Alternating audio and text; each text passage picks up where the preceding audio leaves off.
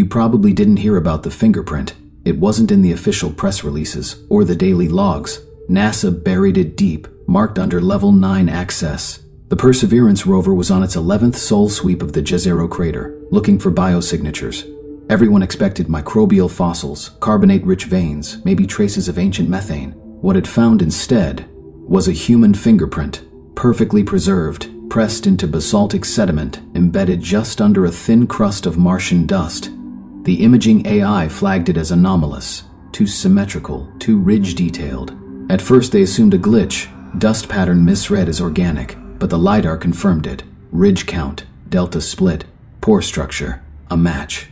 Not to some unknown ancient species, not to a theoretical pre-human lineage, to a sitting U.S. Senator, Senator Harold L. Wynn of Virginia, age 72, still alive, still breathing, still, somehow, the owner of a 2-million-year-old fingerprint, fossilized on another planet. I was part of the internal review team. Low-tier analyst, sure, but I had clearance, enough to see the early footage, the rover's arm panning across the shelf, the camera pausing, focusing, zooming, and there it was. Not smudged, not worn. A clean, oilless fingerprint, as if pressed yesterday into drying clay. Except the sediment around it dated back roughly 2 million years. That's pre-Homo sapiens. Before language, before fire, before us. Within 6 hours, the JPL server cluster housing the data went dark, air-gapped, all external access revoked. My badge pinged red the next morning. I wasn't alone. 27 staffers reassigned. 6 retired. 1 went missing. But not before he whispered something to me during the fire drill. It wasn't just a match. It was a lock. I didn't understand then. But later that night, I remembered what the AI pipeline was originally designed to do. Scan geological structures for human interaction signatures. Not just matches, but biometric confirmations. Which meant Perseverance didn't just flag the print as human, it recognized it. The kind of match used by intelligence agencies. Access terminals, retinal gates. The kind you can't fake. I tried searching the system from home. Bad idea. Every access point led to null directories. The NASA VPN locked me out after 2 login attempts. My credentials were revoked by morning. But that was just the start. The footage kept changing. The original rover cam file we saw, the one with the print, was overwritten. Not deleted, revised, frame by frame. A time-lapse now replaced the close-up. The print blurred into wind patterns, officially labeled camera lens artifact. But I knew what I saw, and others did too. Private forums lit up, engineers, archivists. One claimed to have an offline copy of the original file. Another said their uncle had done DNA sequencing work for a government Mars genetics backchannel. And then someone posted it. The still frame, high res. The print, in sharp relief. And beside it, another print, fainter, smaller, like a child's. They hadn't told us about that one. I downloaded the image, backed it up 3 times. Then I did something stupid. I emailed it to a reporter I trusted, old friend from MIT, smart, skeptical, the kind of guy who triple sources everything before he even breathes on a story. He called me within the hour. Didn't say hello, just, you need to get off that server. Now. What? Why? You didn't send that to me. My stomach dropped. I literally just know. You didn't. It came from a spoofed address using your name. But the metadata shows something else. Timestamp doesn't make sense. It predates your message by 27 minutes. The file you sent wasn't a copy. It was a placeholder. The original one with the second print that was never supposed to exist. That's what they intercepted.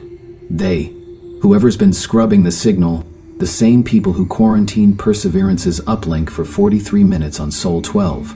We were both silent after that. Until he said, do you know where Wynn was born? I said no. He said, towards northern Montana. Old military research facility. Records go dark for 14 years. I didn't sleep that night. I opened every file I still had, cross-referenced every image, compared timestamps, and one thing kept screaming in my brain. That print wasn't pressed into dust. It was pressed from below. The next day, Senator Wynn gave a speech. Nothing unusual on the surface, just a press event at an energy summit in Denver. Tired platitudes about green tech and private sector innovation. But I watched the broadcast anyway. Not for the content, for his hands. I paused the stream, zoomed, enhanced. Every camera angle I could find. There it was, right index finger, same ridges, same delta, same scar near the first joint, just like the one in the print found on Mars. It wasn't a match anymore, it was identical. 2 million years of planetary decay, dust erosion, and subsurface compression, and somehow the print still aligned with the Senator's current biometrics, down to the micron. That's not evolution. That's design. Wynn smiled into the podium lights, and for a split second, his shadow glitched, flickered, paused while he moved, exactly like Ellis in the lab. I froze. He'd never been to space, no record of interplanetary contact, but that didn't mean he hadn't come from it. I dug deeper. No birth certificate on file until age 14. Adoption records, sealed. DNA on record, withheld under national security exception. His first official paper trail started at a defense think tank in DC. Before that, nothing. Not even a high school yearbook. I reached out to someone in the DoD archive network, an old contact, favor for a favor. What he sent me wasn't a document, it was a map. Specifically, a declassified geological scan of the Mars Jezero Crater region from 2021, overlaid on top, a faint buried grid, not natural, not random, hexagonal, and under one of the largest nodes, marked Sector 6 Omega Bedrock Cavity, was a small red stamp in Cyrillic. I translated it. Human origin sample confirmed, recovered 1958. Before the moon landing, before spaceflight, before anyone went to Mars, unless someone already had, or something already had us. I stared at the grid, counted the sectors. 32, same number as the Perseverance's landing trajectory corrections during descent, except NASA only reported 5. The others were masked in the logs as thermal compensation pulses, except when we checked the telemetry, those pulses aligned exactly with grid node locations. The rover hadn't just stumbled onto the print, it had been guided to it. I sat there, in the dark, file after file open on my screen, feeling my heartbeat slow. I remembered what Ellis had said before they locked him away. The dust doesn't drift. It maps. That print wasn't evidence. It was a marker. A pin dropped in planetary memory. And Wynn? He wasn't the message. He was the recipient. I watched that video again, his speech. Paused it at the glitch. Stared at the frozen shadow. Noticed the flicker wasn't a pause. It was a wave. The shadow was ahead of him, greeting the crowd before he raised his hand. Predictive, not reflective, like it knew what was coming. I thought about Ellis, how his blood stabilized, how his memories blurred, how he'd whispered, "Oh, you let us in, now we let you out." I'd assumed it was metaphor, but what if it wasn't? What if Wynn isn't just the result of some Black Ops cloning experiment? What if he's older than us? Pre-human. A sleeper structure buried under Mars waiting for the first machine to come close enough to recognize one of its own. And Wynn? He's the activation key. A walking fingerprint, not alive by accident, but awakened by contact. A living piece of an ancient program. And now he's awake. Worse, he's in power. I went back to the forum. Every thread was gone. Usernames deleted. Archives scrubbed. Only one thread remained, pinned at the top. No title, just an image. The fingerprint, now glowing, and beneath it, text in red, "Pen map is complete. Pendant signal is live." When we were never alone. When we were never first. I heard it then. That same sound Ellis described. The hiss of dust, not from a speaker, not from my ears, inside my chest, like memory unfolding backward. I opened my laptop, typed in Wynn's name.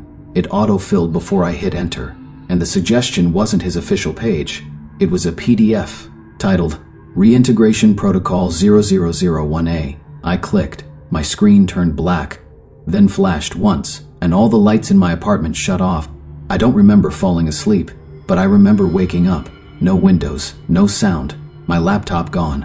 Phone shattered. Every light in the apartment dead, their bulbs ringed with dust I couldn't wipe away. It clung like oil, like memory made physical. The red PDF file, the one labeled Reintegration Protocol 0001A, was gone from every system I checked. The only thing left behind was a scrap of printer paper, slipped under my door. 3 words printed in bold, "Attend the speech." No signature, no logo. But I already knew who it came from. Wynn. That afternoon, he held a closed-door address in Washington. Not a press event. A classified emergency session, broadcast to select security-cleared systems across the U.S. intelligence network. I wasn't cleared, didn't matter. The stream still came through. Not on my laptop, on every reflective surface in the apartment. My blank TV, my phone screen, even the bathroom mirror. Wynn stood at a podium in a windowless chamber, the presidential seal behind him. The audience sat silent, not blinking, not breathing. He began with a smile. The dust, he said, was never about contamination. It was always about contact. He raised his hand, and the shadow behind him split in two. One stayed still. The other walked to the side wall where no body stood. He continued, "When Perseverance scanned Jezero Crater, it didn't discover something alien. It completed a handshake, a loop. The pattern was always meant to come home." Images flickered behind him. Slides, projections, blueprints.